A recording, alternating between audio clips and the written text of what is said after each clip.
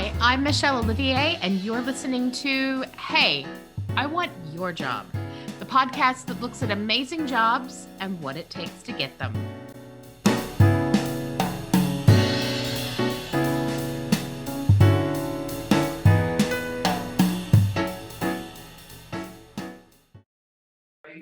Hey, welcome to Hey, I Want Your Job. Today I have the enigmatic Ford Austin with me, who is the first of a very cool genre of people that I've had on the show. I'm so excited. So many questions. Ford, what is your job title?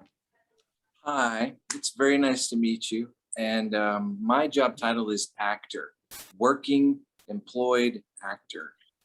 Like I pay my bills as an actor, not like I did actor. community theater one time. Actual. Well, I tried to do community theater, but I actually never got cast. I only get cast in the things that pay. So. Oh no, what a terrible problem to have. I only get paid for my passion. Oh, I'm so sad. Yeah. Okay, so let's start with some establishment of credentials. I have obviously IMDb'd you, so I know some of your credentials. You have some very big name projects that you've been on very recently. So let's do some name dropping for the audience to understand that when we say actor, we mean like legit actor.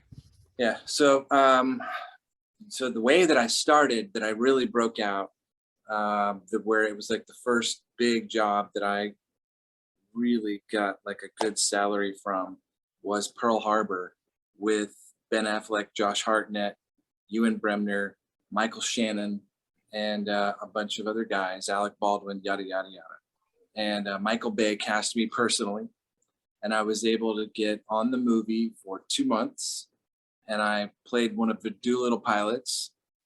We flew around from Tustin, California to Cabo, Mexico, Pearl Harbor, in Hawaii. And they shot some in London. I did not go to London. And then we also shot in Corpus Christi and Houston. Oh, wow. So it was pretty cool flying around. That sounds amazing. Well, I'll have follow-up questions for that in a second. Yeah. But so that's the kind of like, yes, you've been in things that, yes, people have seen. Yes, you have an IMDb that people can go and find. And yes, they'd be like, oh, shit, he's that guy. So. but so you would think like that's like the really biggest thing. But there was like so many things. And you always hear this story by actors. It's like I was an overnight success for 20 years. You know, it's like I all of a sudden became known, but meanwhile, I had some pretty difficult jobs along the way, and some of those were day jobs in the beginning that were very, very excruciating, painful. You know, working on the streets in New York City, anything I could do to get back to my next job as an actor, and you know, along the way, I did some really high-profile plays, some theater too. That stuff that you don't see when you look at IMDb. And I feel like there needs to be like a stage equivalent of IMDb, but obviously that's much harder because there's so much theater that's not as well documented as film. Does that make sense? Like films are easier to quantify than a stage, any stage. But I feel like there should be an equivalent of it because it's so hard to be like, I know she was in, what was the Broadway show she was just in? And, you know what I mean? I'm always find myself thinking about that, about actresses and actors. And they have that. And Michelle, it's called the Internet Broadway Database. There we go. And it lives. And also BroadwayWorld.com has listings. And, you know, the only problem is a lot of them are not updated. A lot of the plays don't actually get listed on there. So for instance, in 2015 or 16, I did a brand new, I originated the role of a Tennessee Williams play for the Tennessee Williams estate. Now, oh, wow. Tennessee Williams died in 1983, so he hadn't been writing plays that often. Yeah. But this play was pulled out by the estate and mounted at the Soho Rep Production House in New York City. And I played the title character, Ott. And it was, you know, this lifelong dream of mine to have my name written in the front of a play when it was published. And it turns out that it was a Tennessee Williams play, which just nobody can have that done anymore. Yeah, that's amazing. Wow. But that thing, was not put on the Broadway database or anything. It was because it was this real gem of a specific production put on by the estate. And it was an off-Broadway show, and it was really, really successful. And the woman who was in the play with me was Kate Skinner, who did a bunch of Broadway plays. She did The Graduate on Broadway, where she played the mom. And but anyway, it's like a long string like that of jobs that you do as an actor, and they just kind of go away. And then maybe something will come out of it, and that'll be known, that'll get out there, and that'll go for years. And people will like go, oh yeah, I saw that. So what was the point where like the people in your life were quit giving you a hard time about wanting to be an actor? Like okay, let me rewind. When you told your family and closest friends, I'm going to be an actor, did they give you a hard time? Were they like, you and everybody else, my friends? Well, they welcome. did say that. Yeah, they did say you and everybody else, like, have had it. But they were glad I was doing anything. And I was so young. I was a kid. Uh-huh. I mean, I was like a kid when my parents put me into a casting service, and I would be in background of a bunch of stuff. They'd just take like groups of kids and they would book them on shows. Whenever you needed kids, there was like this service that would take them. And I was one of those. And then the job that I got, where finally I was getting recognition, was I was on Days of Our Lives. Okay. Actually, no, it wasn't that. It was not that one. It was Another World. Another World on NBC. And it was a great show. And it was awesome because I was living in New York at the time. And I had, it's a grind living in New York. And here I had a limo picking me up at my apartment in the city and driving me out to the studio every day. Wow. And all of a sudden you're just this huge celebrity, and you're being treated like we would all like to be treated. Who doesn't want a limo to pick them up at their apartment every day? I mean, I think I don't. I'm a control freak. Yeah. I think I would rather drive myself. I'm not going to lie. Like I would be like, okay, you're just move over and let me drive. You're doing this all wrong. Like that would totally be me. I am just that person. My husband gets in trouble when he drives my car because he touches my things and does it wrong. But that's my personal like foibles. I totally get your point. Well, there's like a couple of reasons that they do it in New York. One, New York traffic. They know you're not going to get lost. And two, not everybody has a driver's license. Like I didn't have a driver's license at the time. Sure. So I had this string of jobs. Like I wound up doing a play out of town, and they were like housing us really far away from the theater. And they go, hey, here are the keys to the car. And I was like, yeah, okay. I don't have a driver's license, but you want me to still drive this? I will. And they did. They said, just drive it. It's okay. You know how to drive, right? Yeah, I do. I know how to drive. Sure. I can do anything. Yeah. So, but it was literally my family watching me on Another World, and, getting a really great paycheck, like insanely great, and being picked up and having to relearn dialogue and work every day, working on scenes every day. That was when it like really changed for me. And was that then like, that was it? Like everybody accepted that now this is his job and he gets to just claim that he's an actor and we're zen with that? Or because from what you've said, like it was never, a steady thing. Like it was always, you'd have feast and famine with acting. Were there other moments where they're like, hey, your uncle has an insurance agency, don't feel like you can't ask for a job? Like, I mean, did that happen? No, I mean, but that's the job of an actor. That's like an actor's job is, okay, you're going to work and work and work. And, you better save your money because there's going to be possibly a whole year where you don't get work. So in one instance, as an actor, you might do a big national commercial where you make an entire year's worth of salary in one day, or even 2 years of salary in one day, plus health insurance. But you might not get another job like that for 2 years. So it's not really like, your feast and famine. It's like you have to be smart about it, and you have to do it like any business. You really do have to look at it as a business, and you let all that celebrity stuff go aside, and you say, okay, so I made a lot of money on this job. How do I make it last? And how do I make it keep going so that I don't have to be desperate every time I go on an audition because my money's running thin. And that's what you do. You know, I think that I love the idea of thinking about it as a business, and that idea that, you know, the desperation in an audition comes through. In my much more mundane world of business, the same is true with interviews, right? Like if you come into an interview desperate, that often comes across, and Yeah. not positively, because all that comes across, the energy that comes across from that, is this kind of negative weirdness from And you. you can't quite put your finger on it, but you just know Right. something's wrong. Yeah. So that is a no, right? Yes. So like let's Exactly. take it to all job interviews, for instance, because that's really what an audition is. It's like what you said. You walk into a room and you have to like nail it right when you walk in the door. Essentially, right when you walk in the door, they know if they like you or not.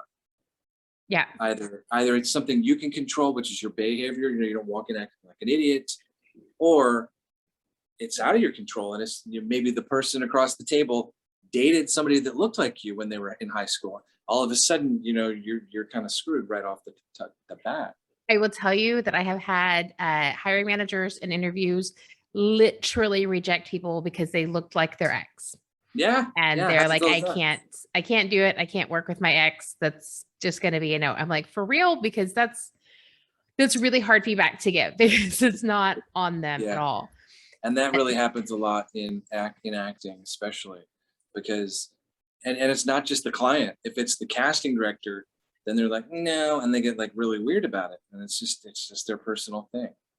I think that, so from a zillion years ago, when I was actually young and like genuinely young, like a kid. Oh, please. Oh no, I'm so old. I'm a total Gen Xer, full on. So I had a minute where I thought I wanted to be an actress, and they took me to like kids, casting people. And they were like, look, I'm not going to lie. You have talent and you're pretty good at this, but from an acting perspective, you're fat. You're like, I was a chunky kid. I'm a chunky grown up. Like I've always been chunky. They're like, you're fat, and you're going, the level of negativity that you're going to get every time you walk into an audition is going to be really high. So you have to decide if you can handle that. And my parents decided for me that hell no. And that was That's kind of really the smart. end of it. Yeah, that's really But- smart. Well, basically what you're saying is this is the only career where you can walk into an interview, and because you're overweight, or because you're black, or because you're white, or because you're Asian, or because you're a woman, or because you're a man, they cannot hire you. Yep. It is the only profession where that is legal and justified. So one of the things that my best friend Mark Wasserman did when he put his kids into it, because we both were in that group as kids starting out, and we saw firsthand everything you just said. I had people tell me I was too fat. I had people tell me I was too thin. Mm-hmm. And it was like they're always trying to like put you into a box of just perfection. Oh, you're going to get so much more work this way, or you're going to get so much more work. You're going to have a tough time. And when he said to his kids, he had two kids that we Taft-Hartley into the union, and we were getting into agents, and we were taking them down the path of being actors. And he said, whenever you say you don't want to do this anymore, that's it. I will not make you do it ever again. We'll stop. And they were going on auditions, and his son turned to him and said, I don't think I want to do this anymore. And he goes, okay, that's it. And they never went on audition again. And his son is very happy today. And his son is doing what he wants. But he did not say, oh, just hang in there. You got this. Come on. You'll get the next one. Like my dad would always say, you're one more no closer to a yes. Keep going. I think, I did. I think that one of the interesting things about acting is that it's also the only place that how awful and how negative the rejection process of interviewing, et cetera, is accepted as part of the culture. And everybody, like, it's okay to feel like shit after having been to 15 auditions and not getting the role. And that there's from what I have seen, and obviously I'm much more outside than you, there appears to be some sort of comrades in arms around that within the community. That, man, yeah, I've been there, 50 auditions, 50 no's. What are you going to do? Is that accurate? Yes. That depiction of it? Yeah, that's part of it. There's a group of people that are like that. Like Mark Ruffalo has gone on camera and said, "Yeah, I've done like 200 auditions, I never got 1,000 auditions, I never got." I've probably done 1,000 auditions I've never got. And the longer you're in the business, the more that list keeps going up in number. Then there's another side of it where there are people who are so happy to hear about you not getting something, and it's because they have been beaten up so much that it just you just want someone else. Misery loves company, right? You just want someone else. Yeah, you want someone else to be facing the same bag of garbage that you're facing after a long period of not booking anything. And but it also shows. It shows in your your character. When you walk into a room, you get darker. You start to become like this negative person, and we see that. But I think the rest of us could take a page from that, because I work with people who have been to 30 interviews for jobs and been rejected, and feel like it's not okay. Like there's some sort of a stigma around the fact that they have it, that it's all them, and it's not just like that's how the shit goes sometimes. And I think that's one of the things that I work really hard to try to change for the rest of business. But it sounds like that there's at least a lot more support about that in the acting community. So I think it's really interesting that that's such part of that. I also think it's interesting that acting, you get really specific and really harsh feedback every time almost, right? Like, nope, no, thank you, too tall, done. And like, or you'll just get no feedback and they'll just say, "Sorry, we're going another way." That means they like you. That means they actually liked you enough to say, "We're going another way." They don't really want to get into it. But one of the things about this industry as an actor, you are the product. It's a sales job. It's a sales job. You're working in sales. So you're going to get feedback on your product, just like if you were selling a can of Coke or a car. If you're selling a car, you put a billboard up on the street so that you can get people to go to the lot and buy the car. If you are an actor, you create headshots and resumes that you put out, and that's going to get people to call you in to take a test drive. So it's the same thing. Your headshot is your billboard. Another thing is, if you go on a test drive of a car and you're like, "Oh, I hate this thing. It's just, it doesn't handle well. This is the upholstery's all wrong. I don't like it. It's not for me." The car's not going to go, "Hey, what are you talking about? I'm the car." But as actors, like, we have to take that. We have to take someone going, "I don't like it. I didn't like the interior. I didn't like what they did. I didn't like any of it." So that's because it's a simple thing. If as an actor, you can be more resilient if you go into it knowing, okay, it's this very weird world where I am the product and I have to sit there and listen to them hating the product because they're actually looking for something different. And then not taking it personal, right? Because it's never personal. It's all, does he look like the kid that they're going to cast in the lead? Does he look like he's that woman? Does he look like that's his dad? Does he look like he could even live there? Yeah. It's all of these other details that have nothing to do with you. And if you go into an audition and you do your best and you are truthful and honest about what you're doing, and you're prepared, you know all your lines, you made choices with the dialogue, that's all you can do. Just like a really well-performing car does a great test track drive. So what is the harshest feedback that you've ever had to just sit and be like, it was, if you think back to what's cut you, what would be, or at least like the best, best story to tell in terms of bad feedback that you can think of? For me, I don't think I ever really got really bad feedback. All I got was, I did this scene that was supposed to be for a soap opera, and I was like, I was supposed to be like flirting with this woman who was crying at a table. And there was something weird that happened right in the moment where I came off like a perverted, like creep, Oh, she was just like crying into her, into her drink and looking for solace. And then here I come. And I was a little old for the character. So that was already a little creepy. So it was kind of like this creepy old guy comes up to her as she's like in her misery. I can't believe I'm telling you this, but it doesn't matter. So, and the casting director was like, "Oh my God, that's the most terrible. That's horrible. You're like this old perverted creep."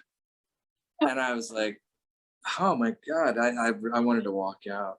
oh. And because there was like there was like 30 people in the room. Yeah, of course, because none of It it's was, private. That's the other thing, right? Like everything no, has all it the was witnesses. a lot of clients in there, and I never auditioned for that casting director again. Again, because I think I sort of reminded her of somebody in her life, but also this weird choice came out, and I was just like, well, I'm going with it because that's what you do sometimes. Is you just go with it, and it was the wrong thing at the wrong time.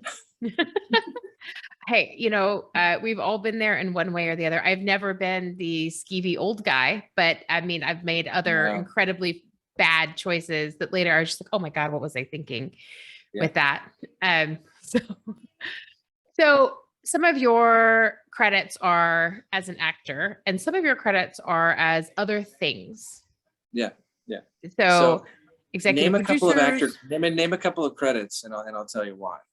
Well, so you have a brand new film that's out where you're executive producer. Rogue Hostage with John Malkovich and Tyrese Gibson. So as an actor, years and years and years ago, I wanted more control over my projects. And this was about when I was 30. So you start to get into an age brain. As an actor, when you hit 30, all of a sudden this clock starts ticking and they go, oh no, well, you've been in this business a while. And you're like, I'm 30. You're like, yeah, I don't know about that. And for women, it's like brutal. And for guys, it's like, well, we'll let you hang around for a little bit. But women, it's like, no, she's out of there. And it's the most horrible, horrible thing. So around that time, I started producing my own movies, and I started producing other movies that I had a small role in. And I did that so that I could have control and I could continue acting, continue creating work as an actor. And on the side, I was doing commercials and doing other smaller roles in bigger projects. Like when on Westworld, it was like a nothing role almost, but I'm on set, I'm working with Anthony Hopkins, and it's great. And I loved that franchise. So I was excited to be there. Same thing with Roman J. Israel Esquire. Like I really wanted to work with Denzel Washington. And it was like a nothing role, assistant to the assistant DA, one scene. And that's why I produced. So I wound up at about age 30, becoming an actor, multi-hyphenate, actor, director, producer. I started directing my own films, and I directed a series about the Wright brothers where I got to play Wilbur Wright. And then I met this person who I wanted to make a movie and got an idea. So I wrote it and cast it and did all the work, and, went to the studio, and I got the studio greenlighted, got the money, and helped out this person by casting her in this movie and produced it as well. So along the way, you become a producer so that you can keep on creating things when other people don't want to hire you. And if you're good enough at it, it just keeps going, right? So now, this was a long story to get around to Rogue Hostage. No. But wait, I have to interrupt you because your long story has like triggered like 5,000 questions, but I have one that I really have to ask because you're very blasé about all of this. You're like, so I just like went to the studio. Like that's a thing. Like I could be like, you know what? I'm just going to go over to the studio today and get some money and make a film. Like that's not how normal people don't do that. That is a little, well, so, it's a little blasé. It's a little blasé, but what I did was you get very passionate. And you have to get passionate about something outside of you. Otherwise, it's like there's this thing that we do whenever we're trying to do stuff for ourselves. We have a hard time fighting for ourselves. It's just it's wired into us. but I will fight for somebody else, like infinitely. So I went and I saw this person, this 14-year-old girl performing in a school play. And I was told her, like, she was playing a ballerina and she was in the back. She was just tiptoeing around in the back on point. And I thought, wow, that girl's great. And she was the daughter of we were going there to see her in her play. Her husband or her father worked at Access Hollywood. Okay. And we were friends with him. So we went, and at intermission, I said, what's going on with your daughter? And said, oh, I said, she's great. I said, oh, she is. Yeah, but her dance teacher said she'll never be a ballerina. She'll never be a dancer in her life. And I got pissed. I said, oh, really? Well, maybe we'll do something about that. So then I met her after the show and I said, hey, so I hear and she was like really small. She was short, diminutive person. And I went home that night and I wrote a screenplay. Then this was a short. So when I say I went to the studio and I got the money, it was a short. So, it was not a lot of money, but it was significant enough that I had to find it. And it was an 11-minute film, 11-page film. And it was called Tiny Dancer. And it was starring this girl. And the whole thing was, she's shopping as an old lady. She's like 70 years old, shopping in a window, and she gets mugged. And then she uses ballet to escape from these guys and gets to a theater where she's rehearsing. And she winds up rehearsing for a show where her name is on the marquee, and she's getting ready to do a revival of her entire career, a retrospective in dance. And she's disturbed by getting mugged on the street. They took her purse, they took her necklace, and she's there and she's like about to do rehearsal, but she's late. So the stage manager pushes her into rehearsal. And as she's doing her dance, mentally she goes into this special place and the walls of the theater tear away. And when she goes into a pirouette, the camera locks onto her and spins around until she reverse ages back to about 16 years old.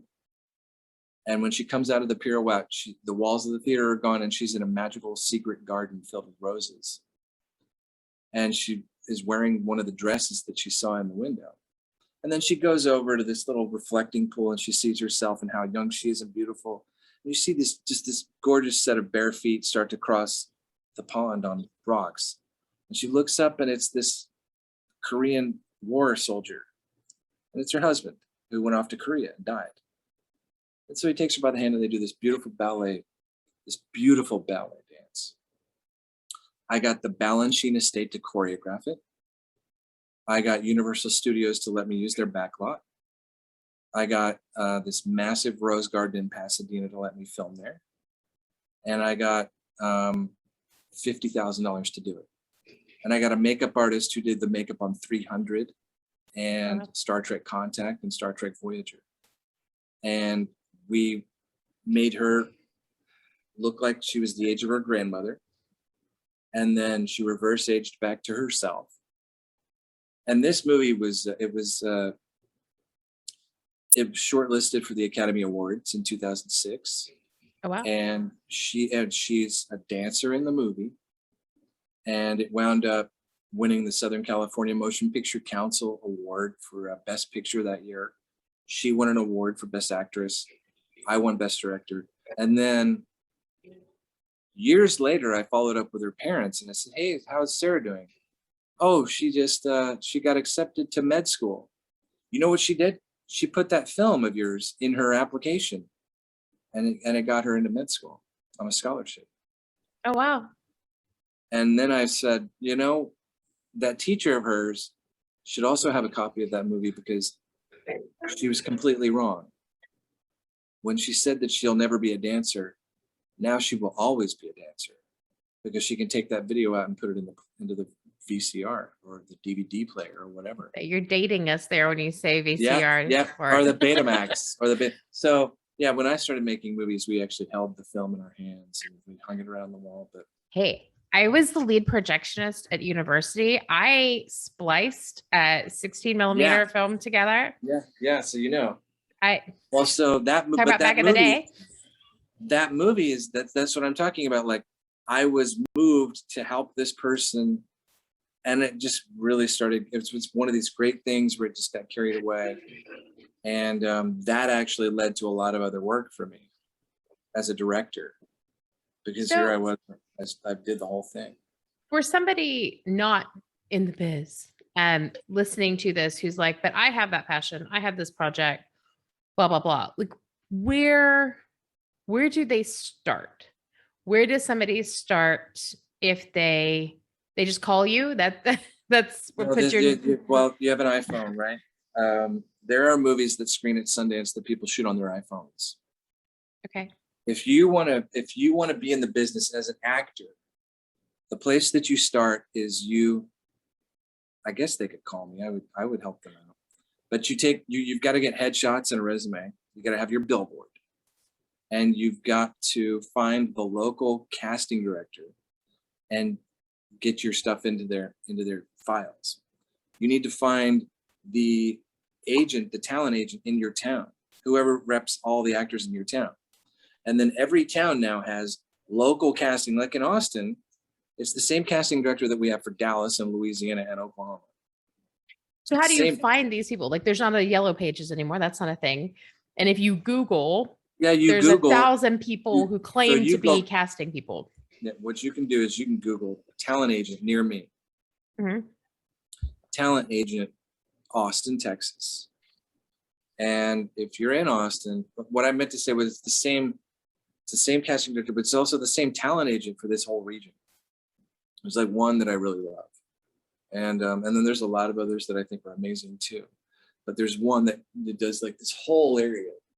And that's Linda McAllister Talent. So if there's like 4 things you got to do. And then there's this other thing that I really resent and hate, because when I started, all you had to do was like go and start acting and learn how to act. Take classes, be an actor, and become a good actor, do some theater, right? Now, they don't even care about that. Now, like I'm not kidding you. I told this filmmaker the other day that, if he was looking for someone to come in and play a role in his thing, a celebrity, that I was there for him.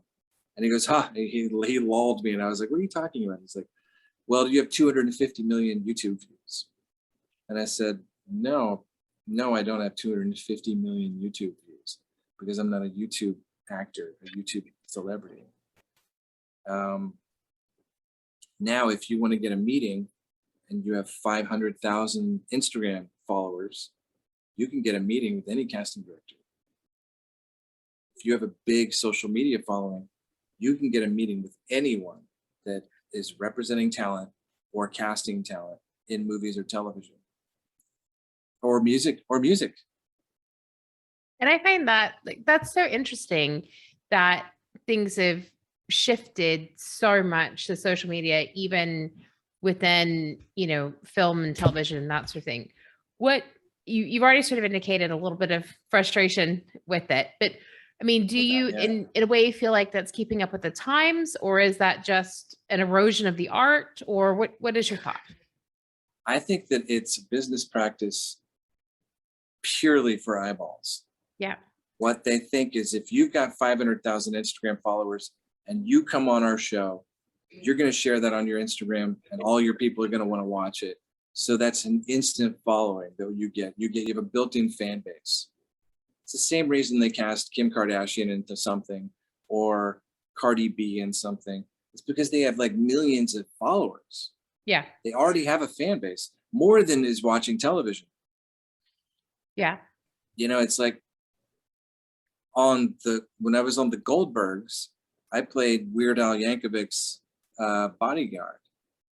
Now, the fact that Weird Al was on that show was the reason a lot of people watched it, that episode. But a lot of people watched the Goldbergs. But there were other shows that I did that's like they were casting YouTube celebrities because they came with like 2 million followers and they would share it on their social media platforms. Even now, I'm working on a couple of projects where we're having to share stuff on social media. And it's just how it is. It's just how the business is now, because all the eyeballs are on the internet. Well, and you've done projects like with Netflix and all of kind of the streaming services. I had one of the first movies on Netflix, 2005, Netflix released my movie, The Curse of Lizzie Borden. And I turned to the producer and I said, hey, can we get this on Netflix? And at the time we were going into Blockbuster. That's how long ago it was. Wow. And he was like, what is Netflix? That's how long ago it was. There you go. Are you still, is it still available on Netflix? It's not. It's Oh. not. And that's okay. It's okay. So you've worked with all of those, and there's a lot of noise in the press about, is television dying? Are the classic, like, are they on their way out because nobody's watching terrestrial television anymore, that there's not, as you said, enough eyeballs in it, that everybody wants on demand, everybody wants streaming? You're in the industry. What is your feeling on that? Is that happening? Like, is television dying? Are we all going to say goodbye to NBC? It has its place, and it's almost turned into another genre. Okay. And like, when I have a lot of friends that are lead actors on television series, and support, you know, they work on like traditional ABC, NBC, CBS, Fox, and that is a genre unto itself, because you cannot use bad words, you cannot air certain things, you can't do nudity, you can't do a lot of things that we now accept as reality. Mm-hmm. And you know, if you go and you watch Apple TV or HBO Max or anything on Hulu, anything anywhere else, there's like, you know, there's a more liberal use of language, there's a more liberal use of nudity, so it feels more like real life. Mm-hmm. And we've just become adjusted to that. Now, I never really got used to watching things on Crackle when they were making things specifically for Crackle, and now they're doing it for Peacock. Now that's more accepted. It's like television production. I'm talking about shows like Station 19 with my friend Michelle Bernard, great, and also my friend Jason George. And there's, you know, the shows like Grey's Anatomy.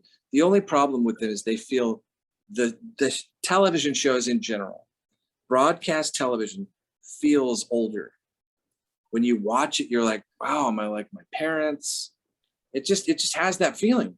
And I don't know, you know, like during COVID, my wife and I binge watched all 23 or 22 or 21 seasons of Special Victims Unit. Yeah. My husband and I did the same not too long ago. Yeah, so we binge watched it from the beginning, you know, Stabler and Benson, and we went all through that.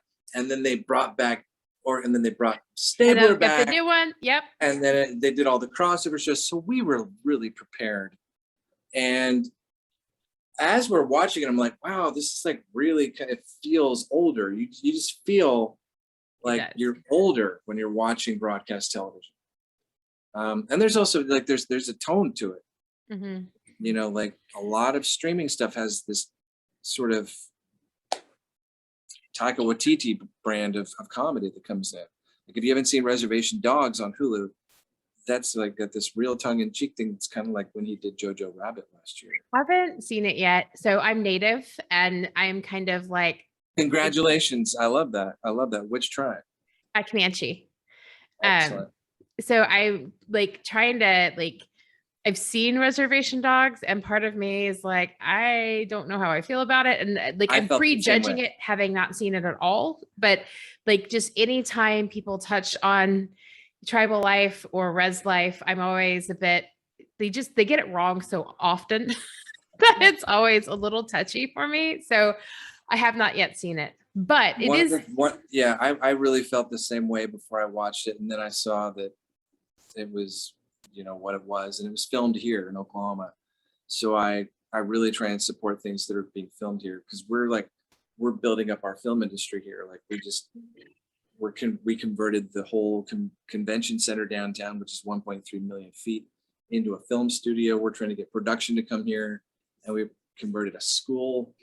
And it's like we're bringing things here. Like right now, Scorsese and De Niro and DiCaprio are up the street filming, and wow, it's a thing. So when I saw the trailer, I thought, oh, that looks like really cheesy, like they're mocking it. And there's this one character who's like truly native, like he fought at Little Bighorn, and he's like doing all these humorous, jokey things. And I was like, oh, it's kind of disgusting. then I watched it and I felt like, oh, well, it's got its place. It's totally got this tone and it's wonderful. It's like not disrespectful at all. And it pays tribute to a lot of the cultural things like the elders. And I mean, even like the medical system that everybody goes through on the reservation. It's represented in episode 2. So I'm really, really happy. And I hope I'm right. I hope you watch it. I don't like have my foot in my mouth. No. So I'm that makes me excited because I get really irritated that we either get portrayed as like the noble savage, like the 80s cartoon with the guy that was supposedly native with like the tear running down, looking at all of the pollution. We're either that, and everybody has like, a hot pink dream catcher on their wall and that kind of crap. Or we're literally like, running around in loincloths. Everybody's got a tomahawk. And, those are our like the two archetypes that we get as natives. We never really get much more complexity than that. By and large. So it makes me, I like the idea that there are assholes in the show that happen to be native, because there's certainly, native assholes. I'm related to several. Yeah. Well, so it's like an onion, and it's so specific and it's so wonderful.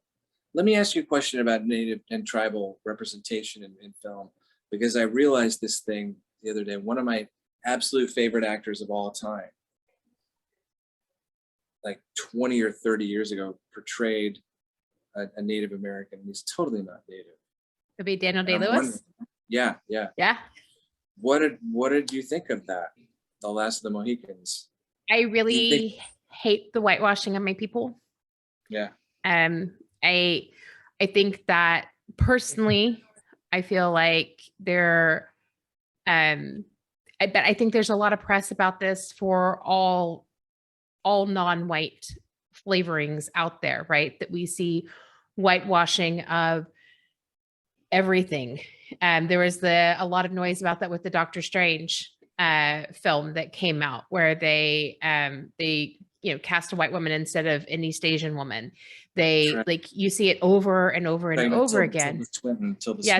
And nothing. She's an amazing actress. She did a great job, but like it was literally a role for a person of color that they changed to a white woman because they're underrepresented. And I feel like the native population, there's a lot of noise about that for East Asians. There's a lot of noise about it within, the Black acting community and all of that. I feel like we're just trying to, get them to respect 100-year-old treaties instead of throwing those out the window and killing us in the meantime. So we're kind of really, we're focused on those types of things and less concerned with Hollywood. But at the meantime, it doesn't make it any less wrong, the continued whitewashing.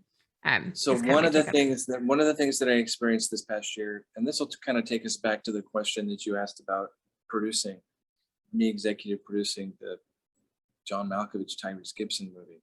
Also, Michael Jai White is in the movie. He's really good. But 2 years ago, I was talking to the CEO of the Cherokee Nation, and I said, "Let me ask you a question. Your whole culture is based on storytelling. The only reason it survived is because people in your culture told stories to other people in your culture, carrying on everything. And against all odds, the stories kept getting passed on. And today, we live in a world where there is no tribal movie studio. There is no tribal television movie studio, like an entire studio lot, like Tyler Perry has a lot. The tribes, none of these tribes, what are there, like 200 tribes in this country? None of them have a studio, and they have means. And the reason they need a studio is because every single story that gets told, it does not have a tribal spin to it. And you're talking about an entire culture of people that only survived by telling stories, not making tribal films. Doesn't that sound bizarre? So I told him that, and I said, let's build a studio together. And what And did he say? Is he he said, in? actually, we are. He said, actually, we are. And then he pointed to some girl, and I went over and talked to her, and she was a YouTube person. I can't really say anything about it, but I don't know that they're going to have a studio anytime soon. They might, because it takes a minute. But isn't that weird that like tribes don't produce more films, more narrative things? Like Well, when there's a you whole watch, list of when you watch, things we don't yeah, produce. Like we don't produce children's books. yeah, So that's I missed actually, opportunity. yeah, I actually wrote to the tribe. Ironically, I emailed them the other day. My husband thinks I'm insane for this, just for the record. Um, but I emailed the tribe and I was like, hey, I got these kids and I really want them to know where we come from. And I want them to know the people. And I want, like, what do you got to help me as a mom? I'm looking for books. I will pay for summer camp. Like, you tell me, I'll send them. And they were like, well, there's this book that was written about the people, and it's like this, 300-page academic tome. And I've ordered it, and it's a really great book, but it's not like I can't read it to my 3-year-old. Do you know what I mean? I think you just found your winter job. You're gonna get that tome. You're gonna sit in your house and you're gonna create like 10 different children's stories out of that tome. Oh. And I'm gonna tell you how to do it. It's easy. Send All it you to do is Ford, and then he takes care of it. Yeah, sure. You create 10 to 20, 10 to 15 pages, and then you have an illustrator draw it, and you're done. All you got to do is write a 10-page tribal story. Stories with amazing heart.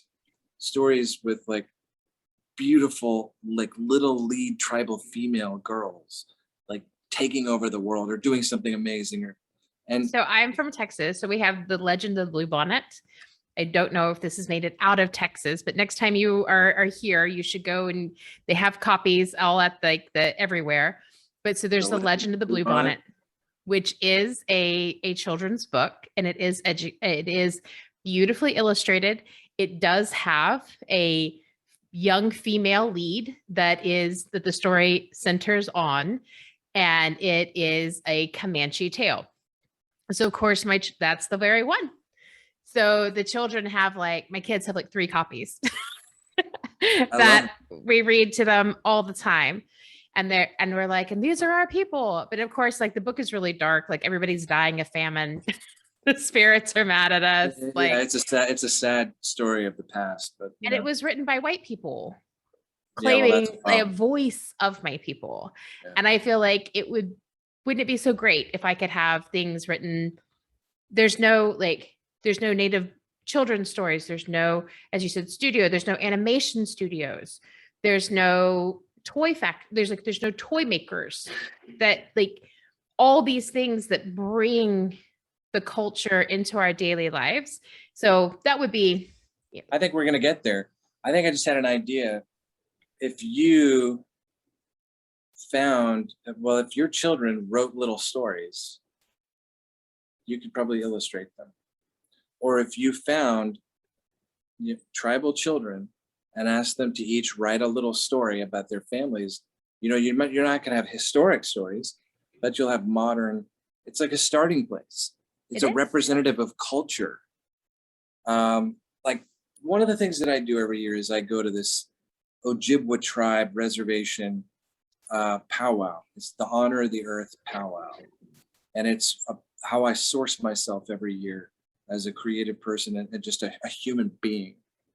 It's up in Wisconsin, outside of Hayward, Wisconsin, and it happens around August 20th every year.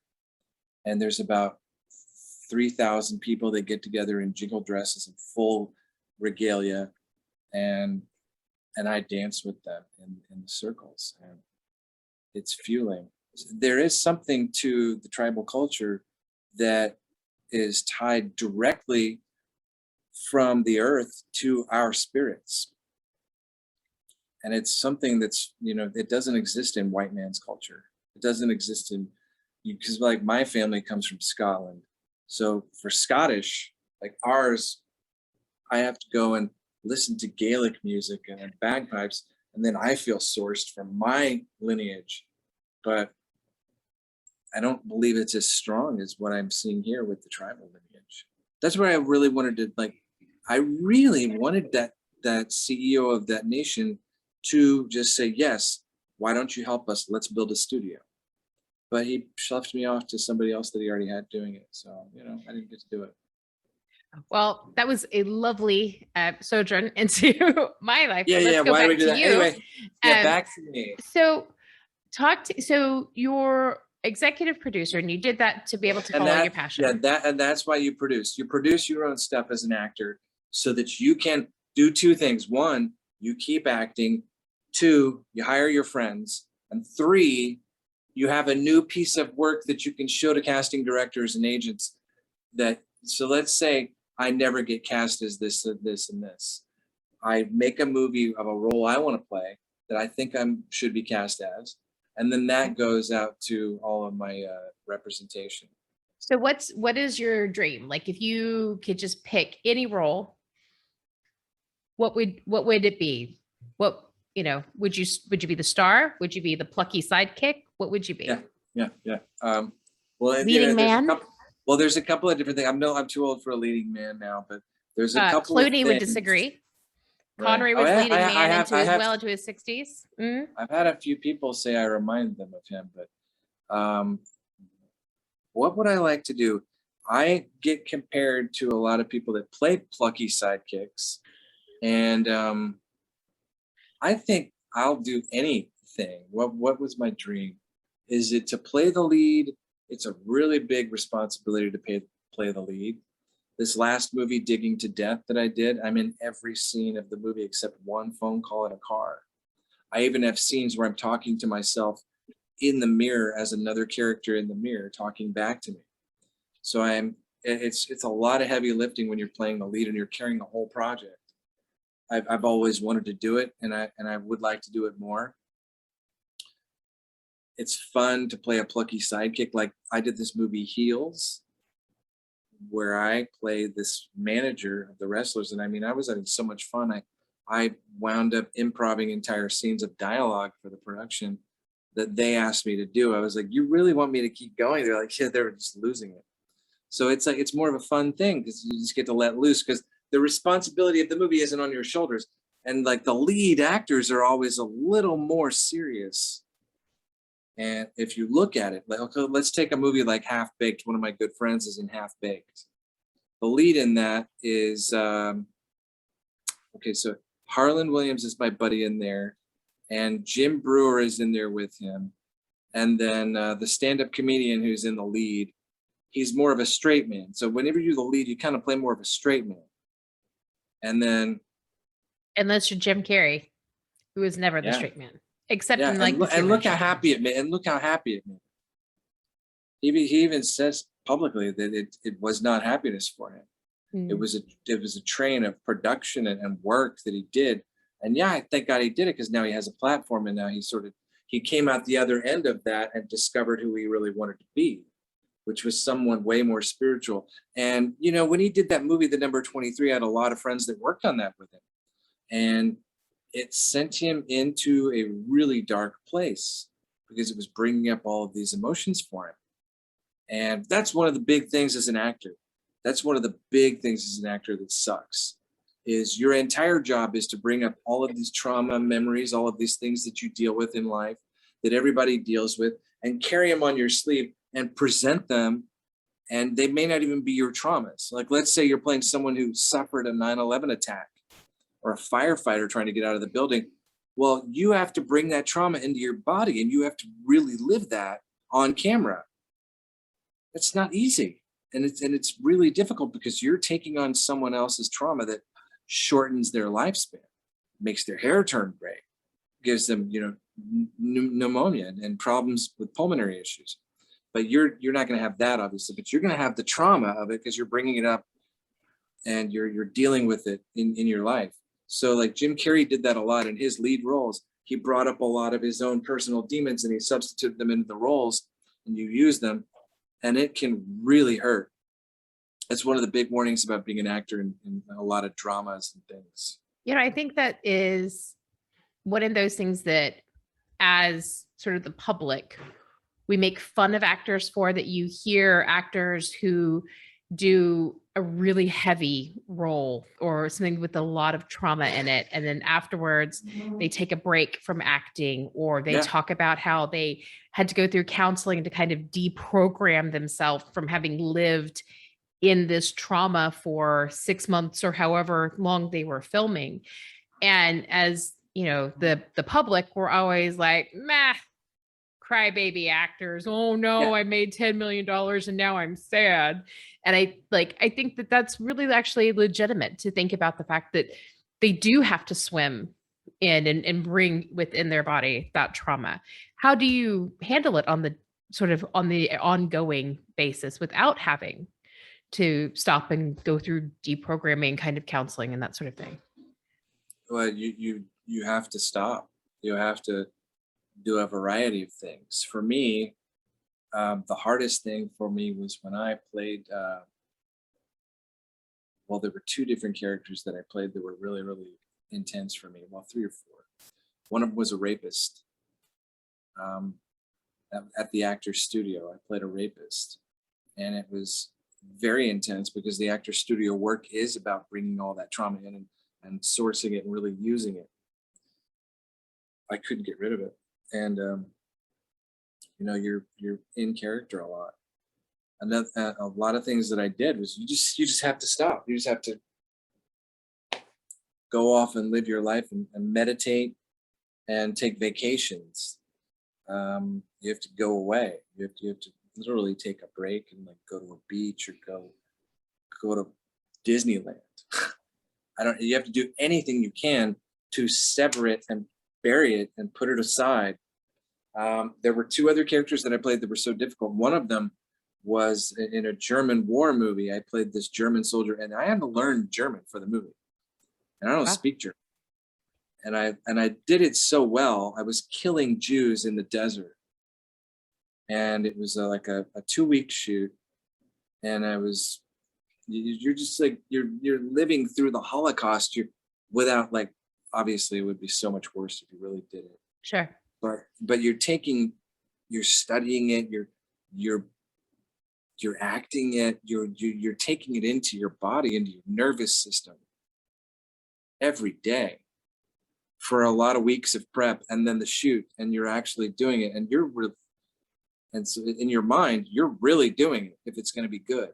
Hmm. And then it was so good that there was a production company that saw their performance, and they offered me the role of Adolf Hitler and for a Netflix series. And I wound up taking it. And they gave me the script, and it was like 20 pages of German dialogue. And I said, "Hey, I don't know what you think. I don't speak German, but I mean," and they said, "No, you don't speak German." Well, you spoke German in that movie. It's like, "No, I don't speak German like this." That I learned like 5 pages of dialogue, and that was it. And they said, "Oh, we'll cut that back." But the main thing is like when I went to the costume department and I made the whole transformation into Hitler, with the mustache and everything. I had that. I looked like that for almost a month, and it was not a comedy, and it was very intense. Like you're out in public and you're looking like that. So not only are you dealing with just the emotions, because Hitler was like he hated himself, Mm. so you're dealing with that, The and self-loathing as and well as self-loathing, and he was like had a lot of issues with his family and people in general, and he was really a loser. And then he like got into the party that he got into, and then you're dealing with just the whole concept of having all of that hatred inside of you, and like having that's a very strong thing to carry around yeah. for a month, just carrying around like resentment and hatred and disgust towards somebody because of their race or because they're less than Aryan. And it's really it eats away at you. So those are the types of things. So then I think after that I went to like Santa Barbara to a Four Seasons for like as many days as I could afford, and I remember being very wiped out. And you have the hardest problem is, okay, let's say you get rid of all of that, and you really do release it. well, how do you pick up and find your own life? Like, what's the equilibrium? Where do you find your own identity again? And Yeah. Well, I and think, you know, that would be like, I have a counselor that I see every other week, and thank oh God for her. Um, and she gets mad at me for carrying around anger for 2 weeks, yeah, you know, between our visits. She's like, wait a minute, this happened like 2 days after we talked less and you're still mad about it? No, no, no, no, no.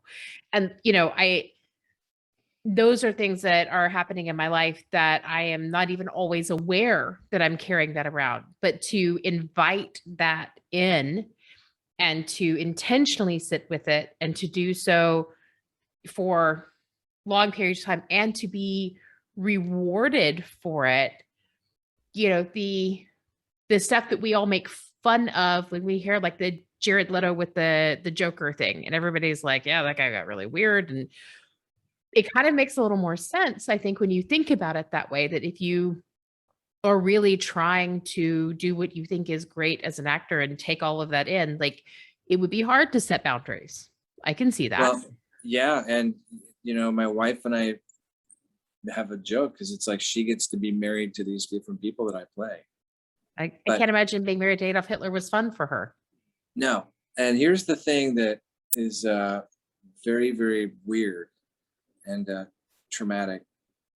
The actors that are playing those roles, like the movie Joker or Suicide Squad, they're working on these characters for over a year. Like, they're working on this character for over a year. That is intense, life changing. Yeah. So Joaquin Phoenix is digesting all of that stuff for a year. All the stuff he did with The Master, all the stuff he did with any of his movies. He's digesting. So that's why it's like when he played Johnny Cash, he got to play kind of a kind guy, at least a beloved person who had some creativity, artistic creativity. But playing somebody as dark as the Joker for over a year, you're sitting with that in you for a year. Jack Nicholson warned Heath Ledger about it when he played the Joker. He said, that's a very dark character you're going to be sitting with for a long time. And it Well, caught Nicholson up. always plays dark, crazy people. Like that's his brand. Kind of. Like The Shining took 5 years to complete, and I'm not sure how long they were filming it, but there's a difference between that character of I forget the character's name, Jack something. There's a difference in that character in The Shining and the Joker. Especially Jack Nicholson's the Joker. Jack Nicholson's the Joker was more jovial and fun. This Joaquin Phoenix Joker Is not. It took it to a whole other level where it was just like so dark and malicious and malevolent. And Nicholson's was amazing, but there was like more of a light humor, a sadistic light humor to it. And you're right, maybe he does just play that a lot, but maybe there's a lot of actors that have that ability to compartmentalize it. Mm-hmm. We're getting way off of like the business of acting, but So that's far, but that's fine. As an actor, you really need to be able to compartmentalize your characters so you can just get rid of them. You can go and have dinner with your friends during production. And also you need to compartmentalize all your personal feelings because, again, you are the product and you are going to have people tell you they love your product or they hate your product. And they have to tell you because that's the feedback.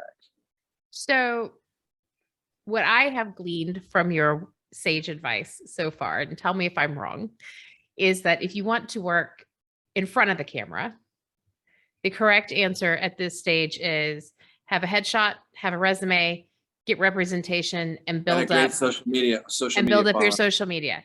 So all of the teenagers out there posting selfies and working on their Insta are actually, that's the best. They're doing it right.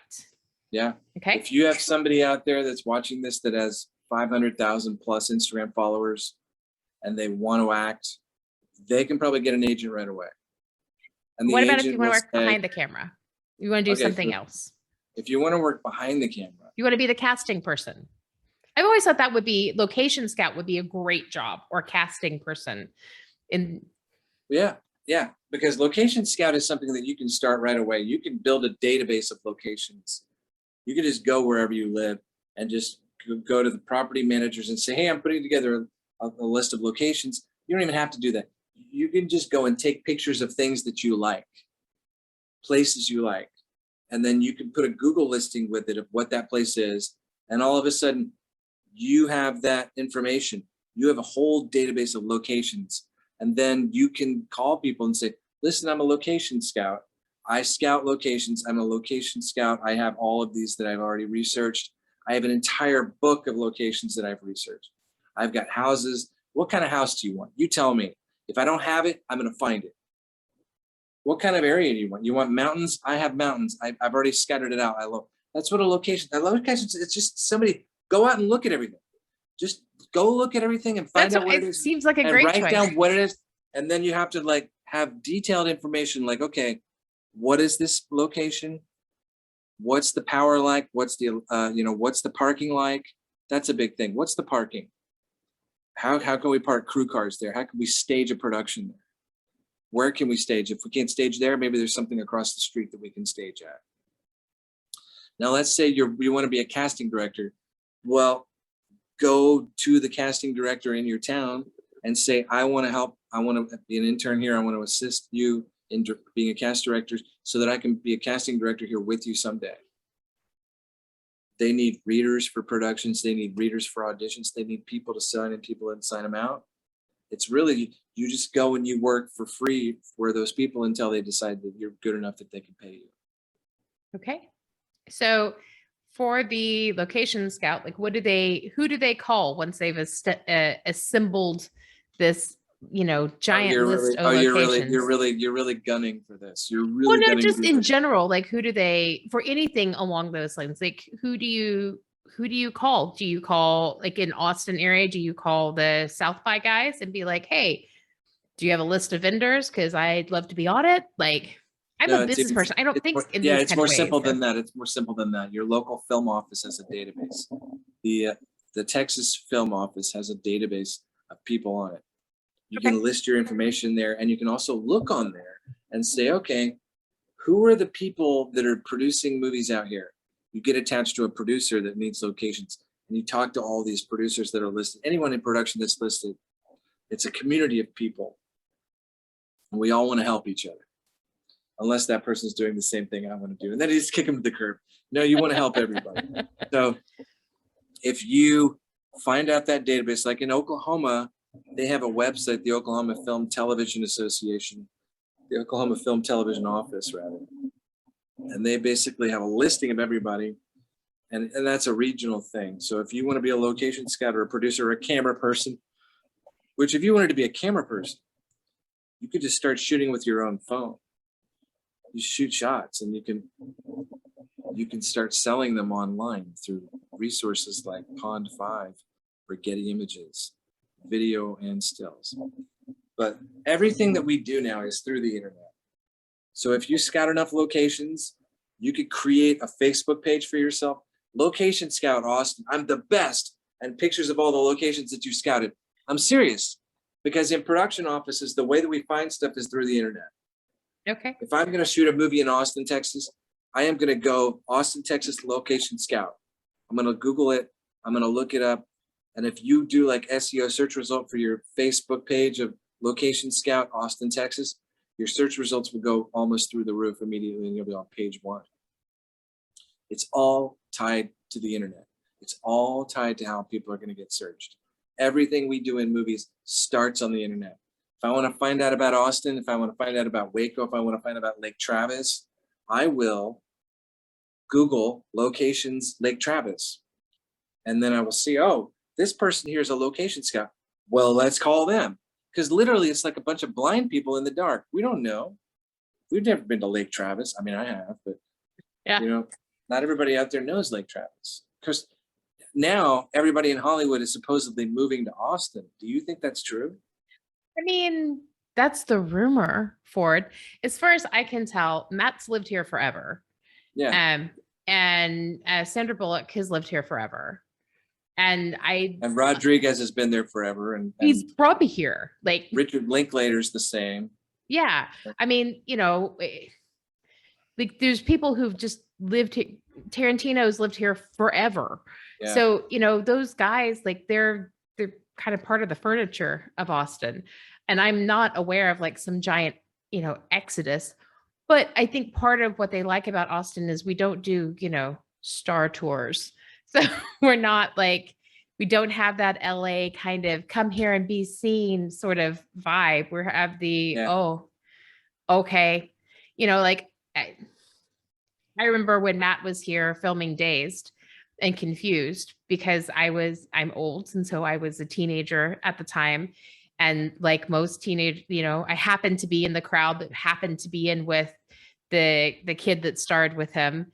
And so we all got high with Ben and Matt because that was, what you did in the 90s in Austin if you were a teenager in a certain group. Do you know what I mean? Yeah, that's right. Would he have any idea who I am? No, of course not, because like there were hundreds of us. So he would hang out throughout that process. But it just means that, like from my perspective, it's just kind of furniture. And so I don't really have any more of an idea than that of who all is here. But I hear that that's a thing. And certainly as South by gets increasingly huge, we have at least once a year, it feels like the whole film world descends on us for that. I won South by in 2003. I got the jury prize there. Oh, wow. For a movie I did with Talia Shire. And it's my favorite festival. It's my favorite market. It's also the only one that really includes music, which I think is amazing. I'm biased because one of my best friends of like over 30 years, godmother to my oldest son, is a screener and one of the people at South by.